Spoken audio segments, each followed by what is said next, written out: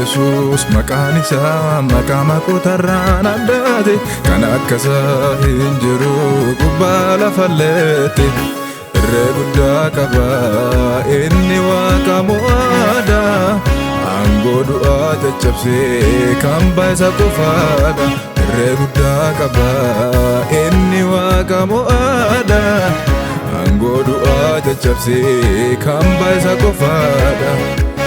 Tajirisa farsa, tajirisa farsa, tajirisa farsa, dina matarsa.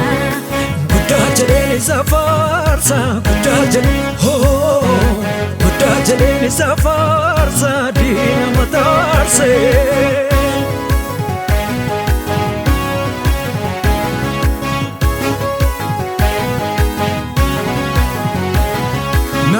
Maqaa kanatti amanee hin salphatu kaabdii isa tolfatee inni hin badu marsee bira dhaabbata dhiyaaf namaa waadaa namaaf gale hin dhiiqu akka namaa marsee bira dhaabbata dhiyaaf namaa waadaa namaaf gale hin dhiiqu akka namaa maqaan isaa waanjoo abaarsa cabsaa dukkana ibsee ifatti nama baasa.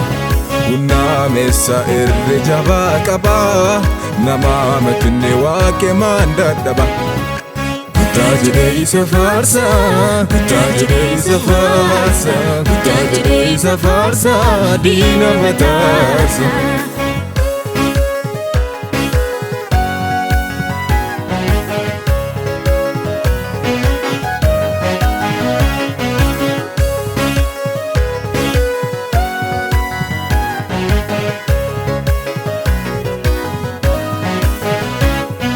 Inni guddaaf guddaa guddinni isaa hin beekamu haga kana jedhame inni tilmaamamu guddinni wanta tokko safaraan bira ga'ama kaan isaa ijjiin beekamu waaqa jedhamee yaamama guddinni wanta tokko safaraan bira ga'ama kaan isaa ijjiin beekamu waaqa jedhamee yaamama.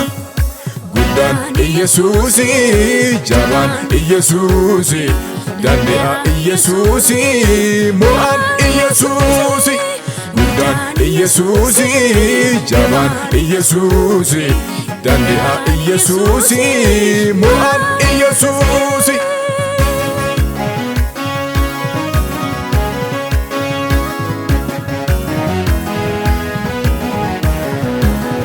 Beekumsaaf dandeettiin isaa adda burqaan jireenya isa keessaa madda Iyesuus hidha hiika karaa namatti akeeka waan nama dhibeellee cufa inni adde beeka Iyesuus hidha hiika karaa namatti akeeka waan nama dhibeellee cufa inni adde beeka.